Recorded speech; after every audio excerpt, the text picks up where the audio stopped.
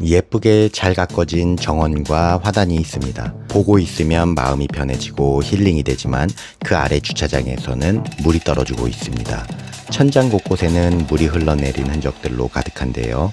정원과 화단에 머물고 있던 물이 아래로 스며들면서 누수가 발생하고 있었던 것입니다. 공용부인 화단은 그대로 두고 전유 부분인 정원 부분만 철거하고 방수를 해야 하는 상황입니다. 문제는 정원 위에 만만치 않은 장애물들이 한두 가지가 아니라는 겁니다. 자, 그럼 하나씩 철거를 시작해 보겠습니다. 위에 있는 돌부터 무게가 장난이 아닙니다. 돌을 하나씩 걷어내고 그 아래 깔려있던 자갈과 흙도 전부 퍼내야 합니다. 그런데 흙을 걷어내니 이번에는 벽돌이 나오네요. 땅을 파낼수록 계속 뭔가가 나옵니다. 하나씩 걷어내고 또 걷어내고 이렇게 철거를 진행하다 보니 이번 공사로 이 정원은 최소 5톤은 가벼워졌을 것 같습니다. 드디어 철거가 끝났습니다. 방수 공정에서 가장 큰 숙제인 철거를 끝내고 나니 마음이 한결 가벼워졌습니다. 이제 본격적인 방수를 시작해 보겠습니다. 먼저 멀티프라이머를 도포합니다. 멀티프라이머는 약해진 바닥을 강화해주고 이후에 시공할 방수 중과의 저착력을 높여주는 역할을 합니다. 롤러에 프라이머를 듬뿍 묻혀 바닥이 충분히 먹을 수 있도록 질퍽하게 도포해줍니다. 그리고 충분히 건조시켜줍니다. 도포 직후의 모습입니다. 1시간이 지나고 2시간이 지나고 3시간이 지나면서 프라이머가 점점 바닥에 스며들고 굳어갑니다. 프라이머가 마르는 동안 다음에 사용할 방수제를 만들어 보겠습니다. 방수킬러와 물을 1대1로 섞어줍니다. 그리고 약 5분 정도 충분히 교반해서 방수액이 골고루 섞이도록 해줍니다. 배합한 방수액을 소분해서 초강력 몰탈인 디알백을 추가한 후에 다시 교반해줍니다. 이번에는 묽은 미숫가루 정도의 점도로 만들어주는 것이 중요합니다. 묽은 방수제를 만드는 이유는 바로 누수에 가장 취약한 코너 부분에 충분히 침투시켜야 하기 때문입니다. 빗자루를 이용해서 코너 부분을 박박 문질러 가며 방수제를 깊숙하게 침투시켜줍니다. 특히 이번 현장은 바로 옆에 기존 화단이 있습니다. 화단에 머금은 물이 밀려올 가능성이 있기 때문에 코너 처리를 더욱 꼼꼼하게 해줘야 하는 것입니다. 이렇게 코너 부분 먼저 1차 방수를 완료했습니다. 이제는 바닥 차례입니다. 프라이머가 충분히 건조된 것을 확인하고 앞에서 만든 방수액에 몰탈과 디알백을 섞어 만든 방수제를 바닥에 부어가며 도포해줍니다. 바닥 방수제에도 디알백을 넣은 이유는 이곳이 오랫동안 정원으로 사용되면서 콘크리트가 지속적으로 물을 먹어 약해져 있기 때문입니다. 약해진 콘크리트 위에 단순히 방수제만 덮는 것이 아니라 프라이머로 바탕을 강화하고 그 위에 강력한 방수층을 형성해 주는 겁니다. 1차 방수가 건조된 모습입니다. 표면이 아주 단단하게 자리 잡았습니다. 시공자로서 이런 모습을 보면 정말 흡족합니다. 하지만 여기서 끝내지 않습니다. 방수킬러와 물을 다시 섞어 방수액을 만들고 몰탈과 디알백을 한 번 더 섞어줍니다. 이번에는 앞에서 한 작업보다 조금 더 되직하고 꾸덕한 점도로 만들어줍니다. 그리고 1차 도포했던 코너 부분에 한 번 더 두께를 얹어줍니다.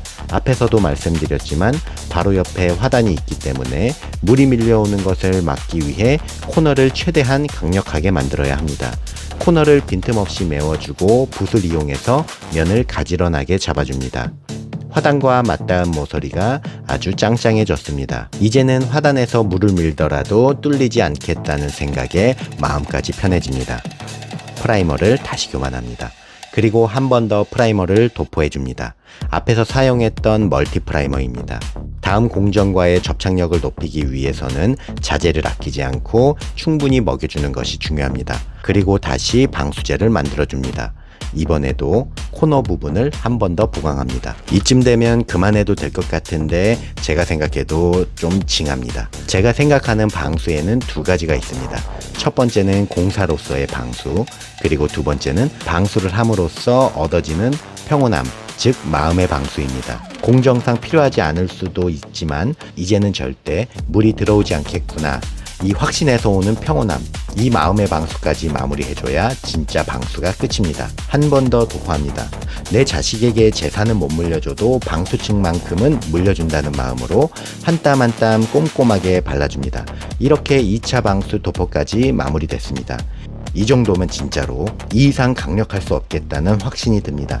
한 번 더 프라이머를 도포합니다. 조금 귀찮고 시간이 더 걸리더라도 공정과 공정 사이의 접착력을 제대로 만들어주는 것이 방수 품질을 결정하기 때문입니다.